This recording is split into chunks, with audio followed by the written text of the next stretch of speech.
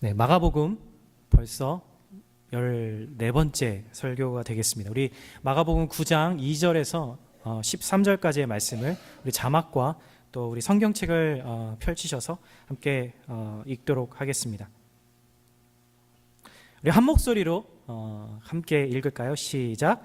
엿새 후에 예수께서 베드로와 야고보와 요한을 데리시고 따로 높은 산에 올라가셨더니 그들 앞에서 변형되사 그 옷이 광채가 나며 세상에서 빨래하는 자가 그렇게 희게 할 수 없을 만큼 매우 희어졌더라.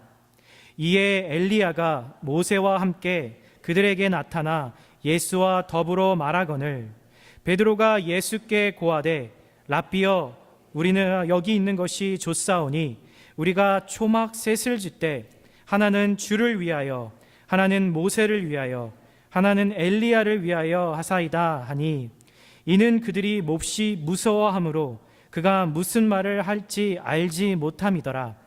마침 구름이 와서 그들을 덮으며 구름 속에서 소리가 나되 이는 내 사랑하는 아들이니 너희는 그의 말을 들으라 하는지라.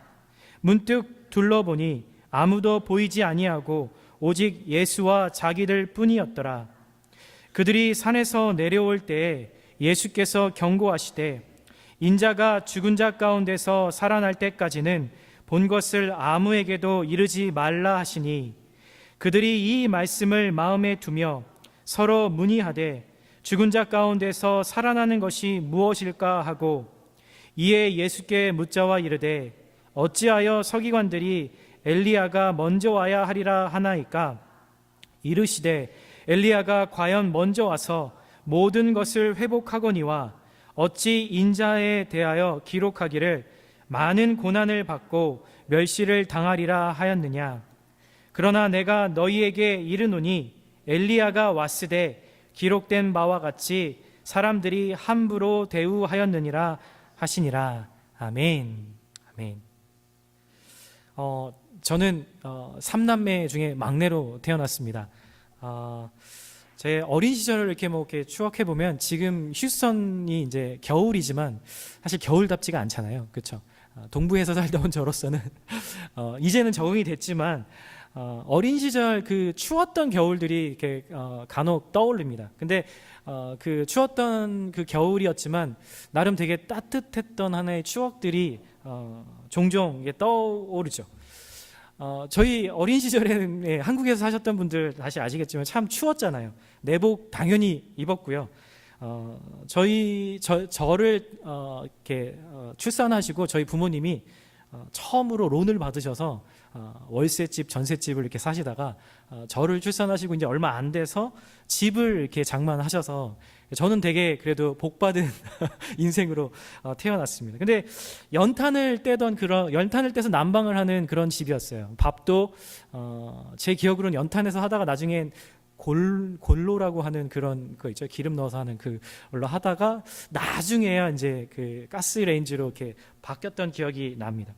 연탄을 떼서 난방하는 그런 집들 여러분 특징이 있잖아요. 아랫목이라는 곳이 있죠. 그곳에 겨울이 되면 장판이 이렇게 누렇게 색깔이 타서 변하죠.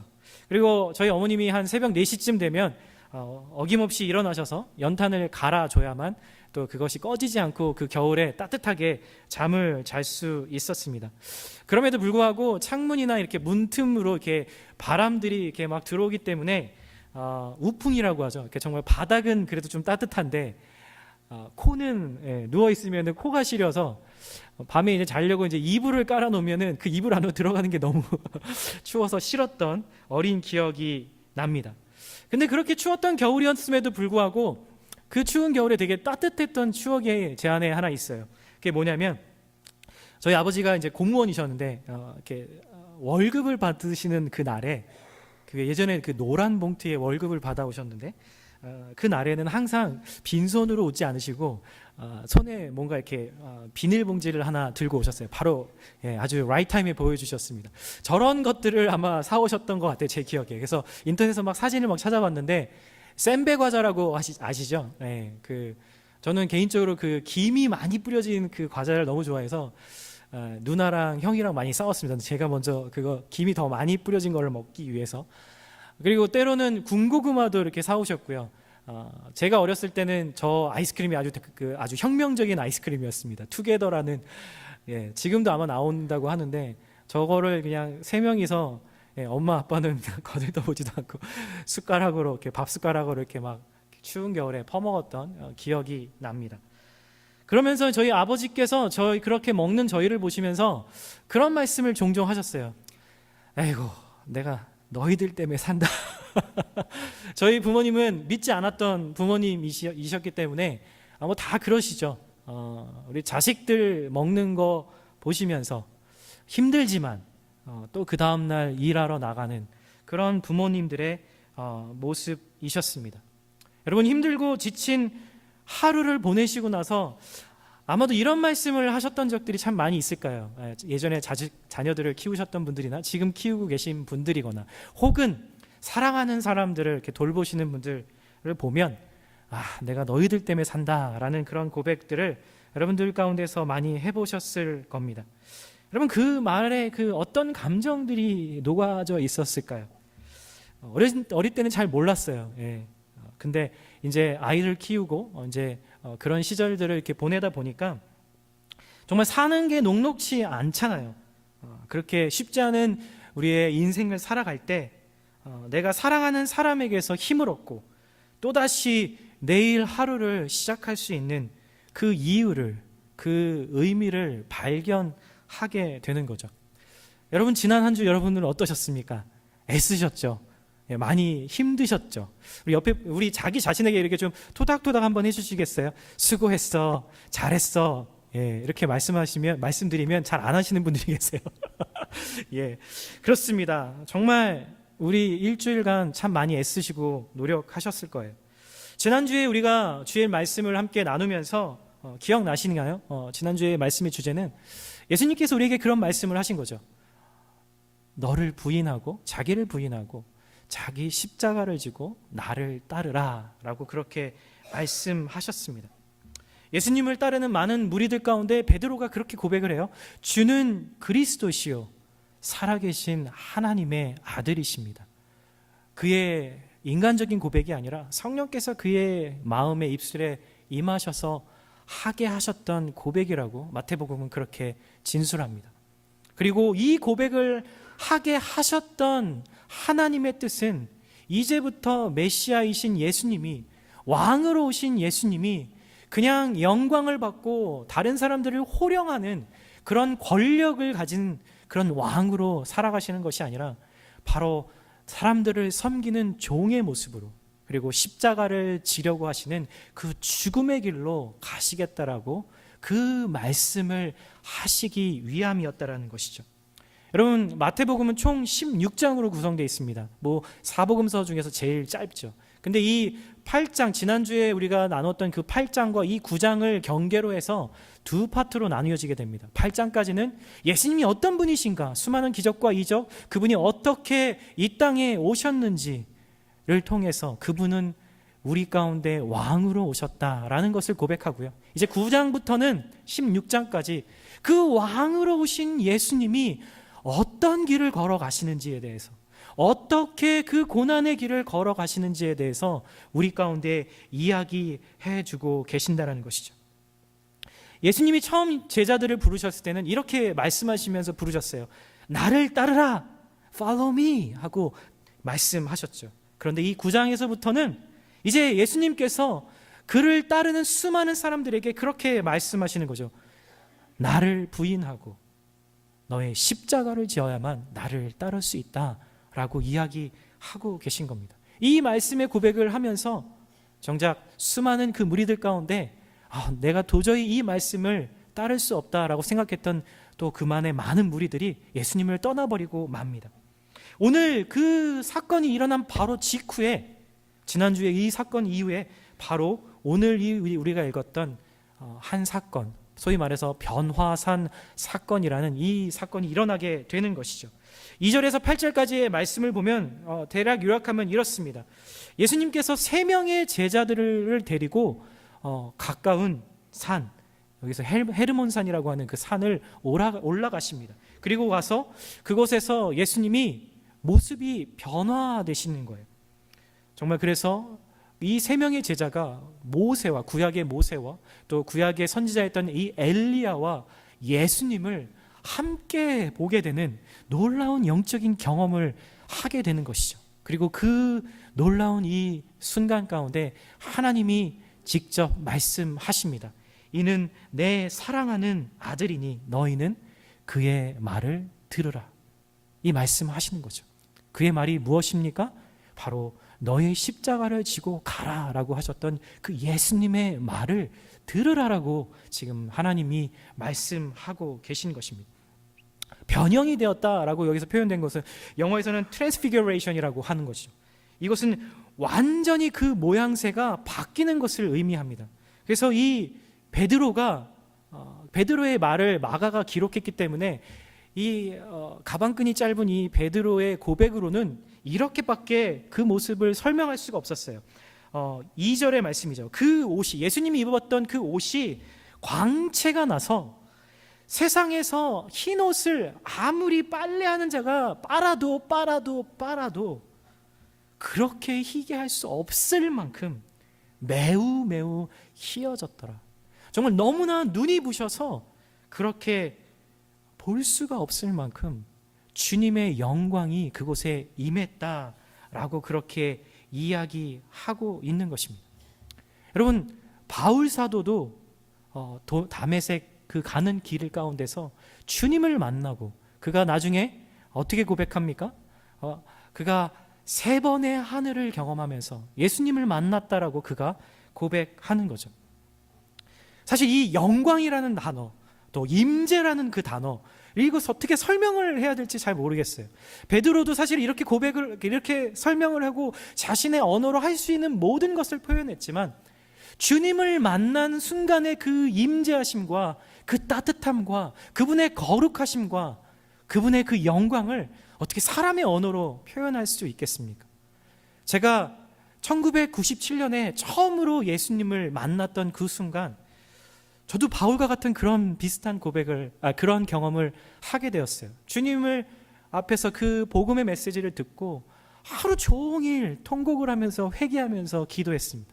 목소리가 안 나올 때까지 제 스스로의 고백이 아니라 제 안에 계신 성령께서 임하셔서 정말 그 회개를 하루 종일 하게 하셨던 거죠. 그러다가 정말 지쳐서 제가 쓰러졌는데 정말 이 바울이 경험했던 그 하늘에서의 경험들을 저도 조금이나마 경험할 수 있었어요. 그때 그 예수님인지도 모르고 정말 성경도 모르고 아무것도 모르는 두 번째 예배를 드렸던 저로서는 성경에 아무것도 모르는 사람이었지만 아마 그 환상 가운데서 정말 저 멀리서 그 보좌에 앉으셨던 그 예수님이 저를 향해서 달려오시는 것을 경험하고, 근데 그분이 입으셨던 그 옷이 너무나 밝아서 그분의 얼굴을 볼 수가 없는 거죠.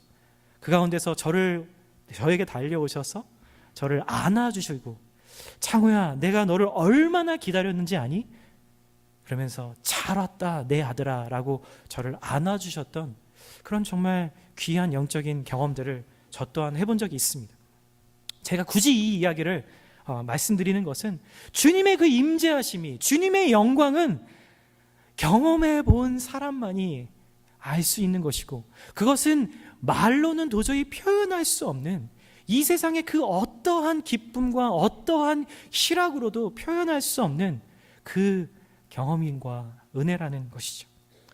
여러분, 이 장면을 보면은 우리가 구약에서 한 장면이 머릿속에서 오버랩이 되는 겁니다. 출애굽기에 보면은 모세가 하나님의 영광을 보게 해달라고 간절히 기도합니다. 그때 하나님은 이렇게 말씀하죠. 네가 내 얼굴을 보지 못하리니 나를 보고도 살 자가 없음이니라. 내 영광이 지나갈 때에 내가 너를 반석 틈에 두고 내가 지나도록 손으로 너를 덮었다가 손을 거두리니 내가 내 등을 볼 것이요 내 얼굴은 보지 못하리라. 주님이 말씀하셨어요. 완전한 거룩한 주님께서 죄가 있는 인간들 가운데 만나시게 되면 죄가 있는 인간이 죽을 수밖에 없다라는 것이죠. 결국 그래서 모세는 하나님의 얼굴을 직접 보지 못했습니다. 왜냐하면 하나님을 직접 대면한 사람은 누구나 자신의 죄 때문에 완전히 거룩한 주님 앞에서 우리가 죽을 수밖에 없기 때문인 거죠. 아브라함도 그 일을 경험했고요, 모세도 경험했고요, 다윗도 그것을 경험했습니다. 그런데 아주 비슷한 상황들이 지금 재현되고 있는 거죠. 이 두 사건에 공통점이 있지만 분명히 두 가지 차이점이 있습니다. 첫 번째는 이 모세는 하나님을 보지 못했어요. 근데 이 오늘 베드로와 야고보와 요한은 하나님이셨던 예수님을 그들은 눈으로 직접 보게 된 것입니다. 그래서 눈보다 하얀, 그 어떤 것보다도 하얀, 인간의 세계 감정으로는 도저히 표현할 수 없는 그 광채를, 그 신비스러움을 이 세 명의 제자가 경험하게 된 것이죠. 그래서 이 3절의 말씀처럼 세상에 빨래하는 자가 그렇게 희귀할 수 없을 만큼 너무너무나 희어졌더라 라고 고백하는 것입니다. 두 번째 차이점은 무엇이냐면 하나님을 본 이들이 구약처럼 죽지 않았다는 것입니다. 시내산에서는 하나님이 구름의 모양으로 임하셨어요. 왜냐하면 그것이 가림막이 되어서 하나님과 죄인인 인간의 그 사이에 장벽이 되어 주었던 것이죠. 이것을 구약에서는 쉐키나 영광이라고 합니다. 쉐카이나 영광이라고 하는데 하나님의 영광이 가득하다라는 뜻입니다. 하나님의 영광으로 가득한 그 예배, 임재가 가득한 그 현장, 인간으로서는 형언할 수 없는 완전하신 그 주님의 거룩하심을 경험하고 가만히 있을 수 있는 사람은, 살아있을 수 있는 사람은 없는 것이죠. 그래서 구약에 하나님의 임재로 죽은 자들이 참으로 많았습니다. 그리고 우리가 잘 알다시피 이사야 선지자도 정말 그 숯불을 입에 대기 전에 그가 주님 앞에 서게 됐을 때 내가 망하게 되었도다, 내가 주님 앞에서 죽게 되었도다, 거룩하신 그 하나님 앞에 살아있을 자가 과연 누군가 라고 그렇게 탄식했던 것입니다. 이것이 이 베드로가 이 변화산 사건을 보면서 그가 두려워해서 도대체 뭔 말을 하는지도 모르고 그 말을 했던 이유인 것입니다. 베드로는 너무나 두려운 나머지 이런 고백을 해요. 5절에 랍비여, 우리가 여기 있는 것이 좋사오니 우리가 초막 셋을 짓되 하나는 주님을 위해서 짓고 하나는 모세를 위하여 하나는 엘리야를 위해서 짓겠습니다. 도대체 이게 무슨 말입니까? 여기서 사용했던 초막이라는 단어는 어떤 텐트 같은 모양새죠. 근데 이 원래 이 초막이라는 단어는 구약에서 성막, 주님을 예배할 때 사용했던 그 성막을 동일한 단어로 이 초막이라고 표현하는 것입니다. 성막이 무엇입니까? 하나님이 구약시대에 하나님이 인간들 가운데서 임하시기 위해서 모세를 통해서 만들라고 했던 아주 조그만 장소인 것이죠. 제한이 없으신 하나님께서 정말 온 우주를 덮고도 남음이요, 그 하나님께서 그 좁고 작은 그 성막 가운데 저와 여러분들을 사랑하셔서, 인간을 사랑하셔서 그 가운데 임하셨던 것입니다. 하나님이 모세에게 성막을 지으라고 말씀하신 이유는 하나님의 임재가 그 공동체 안에 임할 때에 지극히 거룩하신 하나님의 영광이 죄된 인간들을 자칫 죽일 수 있기 때문에 죄인과 하나님 사이에 보호막을 세우신 것입니다. 주님이 하지만 죄인들 가운데 사랑하셔서 거하시고 싶으셔서 어쩔 수 없이 만드신 것이죠. 그렇다면 이 베드로의 고백을 이렇게 해석할 수 있을 겁니다. 주님, 지금 우리를 하나님의 거룩한 영광으로부터 죽지 않도록 보호해 줄 이 가림막이 저희에게 필요합니다. 그러니 제가 그 초막을 지을 수 있도록 해 주십시오. 허락해 주십시오. 이들은 지금 율법의 상징이었던 모세, 그리고 예언의 상징이었던 엘리야, 그리고 하나님 아버지의 그 음성, 그것이 바로 예수님과 함께 하는 이 장면을 목격하고 있는 것입니다. 여러분 한번 상상해 보세요. 아까 그 사진을 통해서, 그 그림을 통해서 정말 그 변화되신 그 모습을 바라보고 있었던, 그 자리에 함께 있었던 이 세 명의 제자의 마음이 어땠을까요? 정말 놀라운 영적인 체험인 것입니다. 여러분 부럽지 않으십니까? 예수님의 사랑하는 세 명의 애제자였기 때문에 그들이 경험할 수 있었을까요? 아닙니다. 예수님은 우리 모두가, 그들 모두가 이 경험을 할 수 있기를 원하셨어요. 이게 뭘까요? 죄인된 인간이 하나님을 만나는 것. 바로 구약에서 하나님이 죄인된 인간을 만나시려고 임하셨던 성막의 제사. 바로 우리가 알고 있는, 그리고 지금 그것을 드리고자 온 바로 예배라는 것입니다. 여러분, 예배의 비밀이 있어요. 예배에 하나님이 우리에게 주시는 아주 놀라운 비밀이 있다는 것입니다.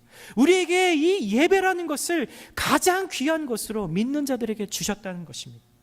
예배는 거룩한 하나님이 죄인인 인간을 만나시는 것입니다.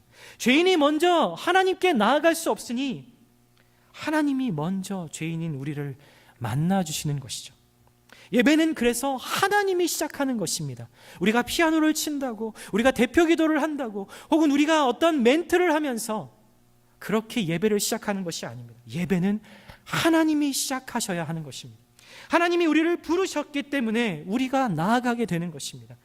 그래서 예배는 하나님이 초대하시고 예배의 문도 하나님이 여시는 것입니다. 이렇게 놀라운 영적인 체험을 하고 나서 이제 예수님께서 이 세 명의 제자들을 데리고 산 아래로 내려오세요. 이 세 명의 제자들이 내려오고 싶었을까요? 분명히 제가 확신컨대 베드로와 제자들은 그곳을 떠나고 싶지 않았을 겁니다. 여러분도 그러신 적 있으시잖아요. 너무나 그 황홀한 경험을 했을 때, 너무나 좋은 것을 경험했을 때 그 자리를 떠나고 싶지 않은 거죠. 함께 모여서 드리는 예배를 마쳤음에도 불구하고 그 자리를 못 떠나고, 정말 예배팀들이 다 떠나가고 조명도 꺼지고 음악도 꺼지고 모든 사람들이 떠나도 그 주님이 나를 만나주신 그 은혜가 너무 좋고 감사해서 예배당을 떠나지 못하는 분들이 계십니다. 저는 이 새누리교회 모든 성도님들이 이러한 예배 안에서의 그 경험들을 아주 자주 하실 수 있게 되기를 예수님의 이름으로 축복드립니다. 예배 안에서 하나님을 만난 사람은 그 예배가 영원토록 끝나지 않기를 사모하게 되는 것이죠. 하지만 예수님은 그 자리에만 머무르지 않고 제자들을 데리고 산 아래로 내려오십니다. 그리고 내려오자마자 마주해야 할 일들을 마주하게 되는 것입니다. 14절에서 18절까지의 말씀을 저를 대신해서 한번 오늘은 읽어주시겠습니까? 우리 자막을 보시고 14절에서 18절까지의 말씀을 한번 읽어주십시오. 시작.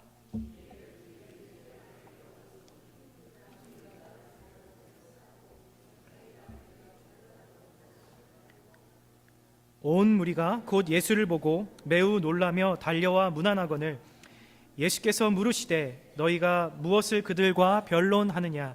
무리 중에 하나가 대답하되 선생님, 말 못하게 귀신 들린 내 아들 선생님께 데려왔나이다. 귀신이 어디서든지 그를 잡으면 거꾸러져 거품을 흘리며 이를 갈며 그리고 파리에 지는지라. 내가 선생님의 제자들에게 내쫓아 달라 하였으나 그들이 능히 하지 못하더이다. 여러분, 간단히 말씀드리면 무리들이, 예수님을 따랐던 그 수많은 무리들이 이 산 아래에서 예수님을 비판하고 예수님을 잡아가두려고 했던 서기관들과 지금 논쟁을 벌이고 있는 거예요. 이 논쟁이 벌어졌던 이유는 간단합니다. 한 아버지가 귀신 들려서 너무나 고통받는 그 아들을 위해서 아들을 데리고 예수님께 나온 거예요. 왜요? 예수님께 치료받기 위해서. 예수님을 만나려고 왔는데 마침 그 자리에 예수님이 안 계셨던 것이죠. 그래서 예수님을 따랐던 그 제자들에게 내 아들 병 좀 고쳐달라고 그렇게 애원하고, 그래서 예수님의 제자들이 그 일을 해보려고 애를 썼지만 그 일을 하지 못한 것입니다. 그랬더니 서기관들과 수많은 사람들이 그것들을 보고 있다가 막 지금 웅성웅성대며 자기 자신의 의견을 얘기하는 거예요. 아니 도대체 이 이유가 뭐지? 왜 예수님은 하실 수 있는데 예수님을 따라다니던 제자들은 하지 못하는 거야? 하면서 서로 간에 판단과 불평들을 하고 있는 상황들이었습니다. 그런 와중에 예수님이 산 아래로 내려오신 거예요. 그리고 이들을 만나셨던 것이죠. 수많은 무리들이 예수님을 보고 깜짝 놀라서 그렇게 이야기합니다. 도대체 어디 갔다 이제 오십니까 예수님? 그리고 이 상황 좀 어떻게 좀 해결해 주세요 라고 그렇게 눈빛으로 지금 이야기하고 있는 것이죠. 예수님과 이 세 명의 제자는 그 영광의 임재를 맛본 것도 잠시 산 아래로 내려와서 그들의 살아가는 현실을 지금 부딪히고 있는 것입니다. 이들은 예배를 통해서 주님의 임재를 누렸고 마치 어린아기가 엄마의 품에 안겨 있는 것 같이 평안함과 걱정 없음과 정말 샘솟는 그 기쁨과 알 수 없는 그 감사를 경험했어요.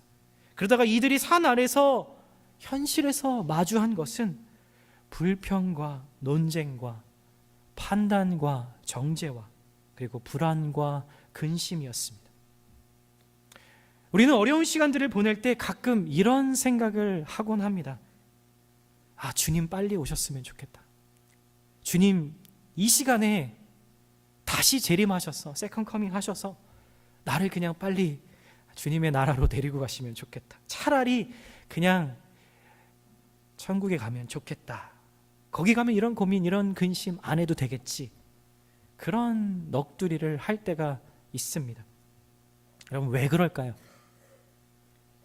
산 아래에 우리의 삶이, 우리의 현실이 그리 녹록치 않기 때문입니다. 그렇다면 우리가 여기서 생각해 봐야 될 중요한 퀘스천이 하나 있습니다. 왜 지금 이 변화산 사건이 지금 이 마가복음 9장 가운데 딱 있냐는 것이죠. 바로 예수님이 8장 마지막 부분에 나를 부인하고 너의 십자가를 지고 나를 따르라고 하신 그 말씀과 지금 이 산 아래에 내려와서 귀신 들린 자를 고쳐달라고 이렇게 이 현실의 상황들을 부딪히는 이 일 두 사건 중간에 이 변화산 사건이 있었다는 것입니다. 예수님이 그냥 힘드셔서 기도하러 산에 올라가셨기 때문에 이 사건이 여기에 있었을까요? 만약에 그랬다면 예수님 혼자 그 높은 산이라고 분명히 이야기하는데 그 불평 많은 베드로를 데리고 거기까지 올라갈 이유가 없잖아요. 예수님은 홀로 지금껏 기도하러 다니셨으니까요. 그런데 제자들 3명을 데리고 그 높은 곳으로 올라가셨다라는 겁니다. 우리가 주목해야 될 부분은 이 변화산 사건이 아까도 말씀드렸던 것처럼 십자가를 지라는 그 주님의 명령과 지금 우리의 현실의 삶 중간에 위치하고 있다는 겁니다. 그렇다면 그 이유는, 이 변화산 사건을 우리에게 말씀하신 이유는 나를 부인하고 내 십자가를 지고 따르기 위해서는 우리 가운데 무엇이 필요한지를 예수님이 가르쳐 주시기 위해서 분명히 이 사건을 그 중간에 넣었다는 것이죠. 예수님이 우리에게 그토록 가르쳐 주고 싶으셨던 그것, 그 십자가를 질 수 있는 그 비밀, 그것은 여러분들 너무나 실망스러우실지 모르겠지만, 너무나 자주 들어서 실망스러우실지 모르겠지만 그 비밀은 바로 예배 드림에 있다는 것입니다. 우리는 이 현실 세계에서 고통과 아픔, 질병과 혼란, 피곤함과 불확실성을 가지고 이것들이 판치는 이 세상에서 우리는 살아가죠.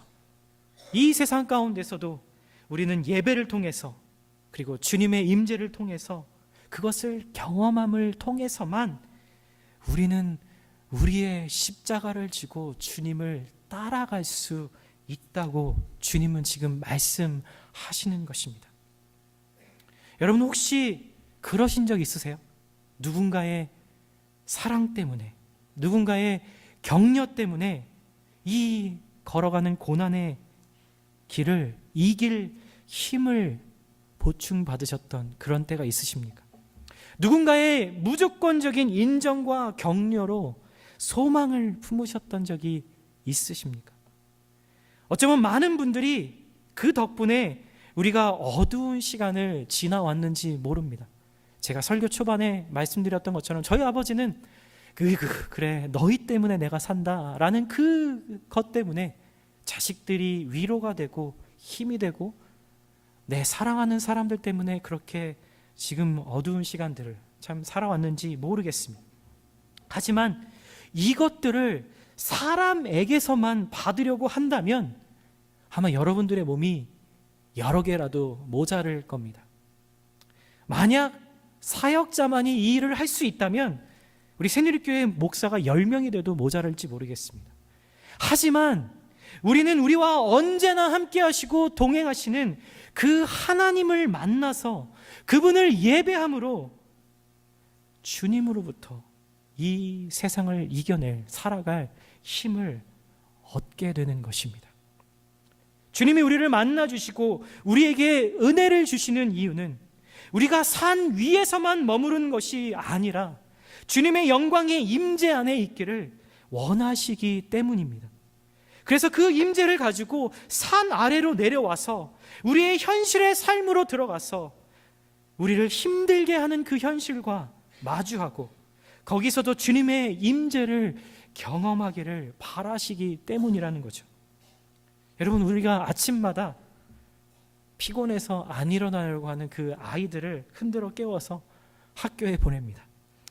여러분, 매일 같이 일어나는 학부모님들의 일상이죠. 저희 집도 그렇습니다. 그 바쁜 와중에도 엄마들은 어떻게든 정성껏 영양가 있는 도시락을 싸고 아침을 어떻게든 한 숟가락이라도 더 먹이려고 언쟁을 하고 또 싸우고 막 신경질을 부릴 때가 있죠. 여러분, 왜 그럴까요? 걔가 한 숟갈 더 먹고 가나 안 먹고 가나 그게 뭐가 그렇게 다를 거라고. 이 아침 든든히 먹고 가서 학교에서 당당하게 친구들과 잘 지내고 공부도 열심히 하고 오기를 바라는 그 부모의 마음 때문이 아닐까요?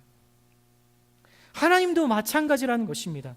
우리에게 이 예배를 통해서 우리에게 넘치는 은혜와 그 임재의 영광을 보여주시기를 원하는 그 이유는 이 현실의 고단함 가운데서 주님의 아들, 딸들로 그 말씀 가지고 살아내기 위해서는 반드시 주님의 그 은혜가 필요하기 때문에 내가 나를 부인하고 그 십자가를 지기 위해서는 주님의 그 영광의 임재를 맛보지 않고는 도저히 그것이 불가능한 일이기 때문에 주님은 우리에게 그렇기를 원하시는 것입니다.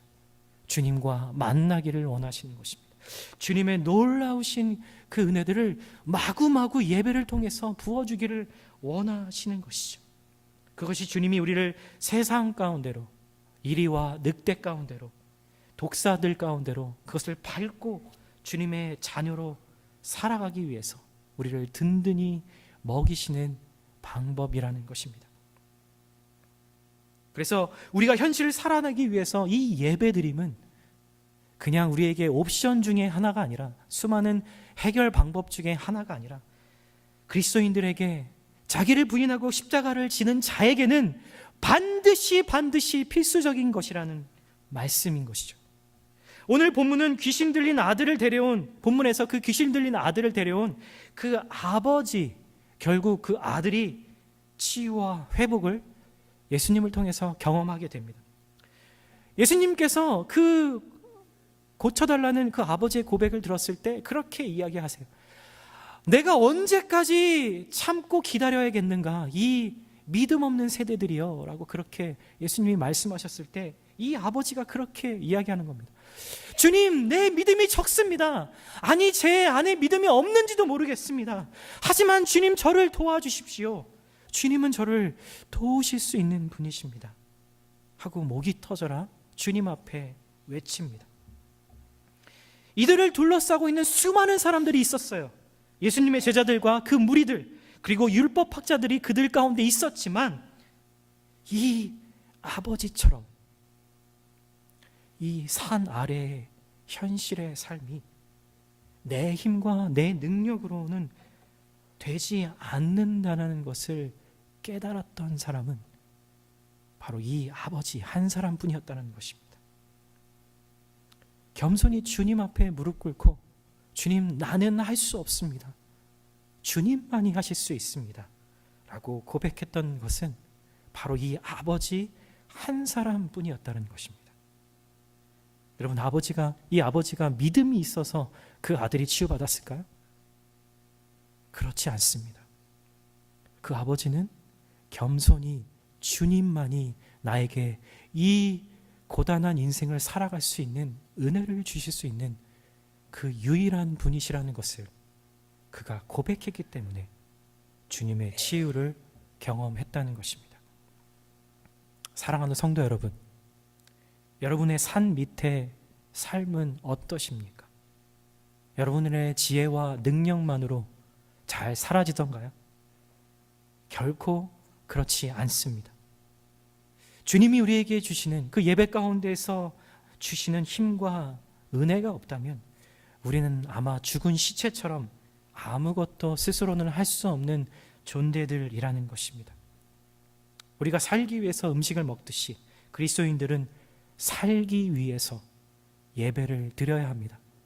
우리가 드리는 지금 이 주일 예배 혹은 함께 모여서 드리는 이 공동의 예배만을 말씀드리는 것이 아니라 우리의 삶 전체가 24시간이 주님과 만남을 갖는, 주님을 만나기만 한다면 그것이 바로 예배이기에 우리의 삶 전체가 예배가 되어야 한다는 것입니다.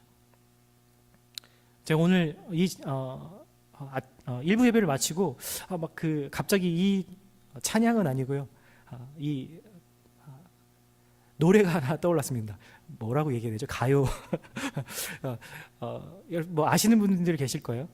그녀를 만나기 100m 전이라는 그런 노래가 예전에 있었던 것 같아요.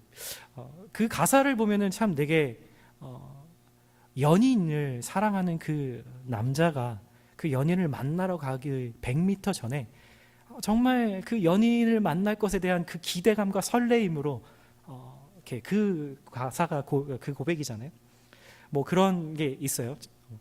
저기 보이는 노란 찻집, 오는 그녀를 3번째 만나는 날, 마음은 그곳을 달려가고 있지만 가슴이 떨려오네. 뭐 그런 내용입니다. 예, 경건한 예배 가운데 제가 또 가요를 불러 죄송한데 제가 그 가사가 떠올랐던 성령님께서 주신 것 같아요. 저는 그 노래를 잘 부르는 사람이 아니거든요. 근데 그 가사를 보면요, 그 100m 전에 그 연인을 만나기 위해서 그 남자가 가지고 있었던 그 감정, 그 기대, 그 소망이 그 가사를 보게 될 때 제가 주님께 너무나 죄송한 마음이 드는 거죠. 내가 주님을 만나기 위해서 나아가는 이 예배 가운데 내가 그렇게 주님 만나기를 소원하면서 그렇게 기다렸는가? 내가 그 주님께 내 모든 것들을 다 드릴 만큼 다 모든 것들을 드려도 내가 아깝지 않은 그 예배를 지금 드리고 있는가? 여러분들의 예배는 어떠십니까? 그런 마음으로 주님 앞에 나오셨습니까? 만약 우리가 그런 마음으로 단 한 번의 예배를 드린다면 하나님, 그 예배 가운데 우리 아버지께서 기름 부으시지 않을 이유가 하나도 없다라는 것이죠. 그 예배 가운데 주님의 놀라우신 그 은혜를 우리 가운데 넘치고 꾹꾹 눌러서 담아주시고 흘러서 그것이 다른 자들에게 흘러갈 때까지 주시지 않을 이유가 없다라는 것이죠. 사랑하는 성도 여러분, 오늘의 메시지는 바로 한 가지입니다. 산 위의 예배를 통해서 산 아래의 현실을 살아내라는 것입니다. 여러분들 주님 앞에 드리는 삶의 예배를 통해서 주님의 주신 이 십자가를 능히 지고도 우리가 남음이 있는 그 삶을 살 수가 있다라고 이야기하고 계신 것이죠. 우리는 언제 어디서든 차 안에 있든 걸을 때든 산책을 하든 설거지를 하든 공부를 하든 일을 하든 밥을 먹든 우리는 언제나 하나님과 만날 수 있습니다. 그렇게 항상 24시간 주님과 함께 사귀는 사람이 바로 이 자리에 함께 모여서 드리는 예배도 파워풀하게 드릴 수 있는 것이고, 그 예배를 통해서만 우리는 살아갈 힘을 얻게 된다는 것입니다. 저와 여러분들의 예배의 태도를, 예배의 마음을 다시 한번 점검하기를 소망합니다. 그리고 우리의 삶 가운데서 끊임없이 주님을 만나십시오. 주님을 예배하십시오. 주님을 찬양하십시오. 악기가 없어도, 음악이 없어도 우리는 주님을 기쁘시게 할 그 놀라운 찬양을 주님께 불러드릴 수 있습니다. 주님이 우리와 함께 하시기에 우리가 길을 걸을 때에도 주님과 함께 대화하며 주님께 기도할 수 있는 것입니다. 그렇게 우리는 이 삶을, 이 현실을 살아가게 되는 것입니다. 저와 여러분들이 있고 하나님의 영광이 있기 때문에 우리가 예배하는 이곳이, 그리고 어디서나 거룩한 땅이, 여러분들이 예배하는 곳이 그 거룩한 땅이 되는 것입니다. 사랑하는 성도 여러분, 사랑하는 새누리 형제 자매 여러분, 예배에 모든 우선순위를 두십시오. 여러분들의 삶에 더 자주 주님을 만나십시오. 예배에 목숨을 거십시오. 그 가운데서 주님이 반드시 우리에게 생명을 부어 주실 것입니다. 함께 기도하겠습니다.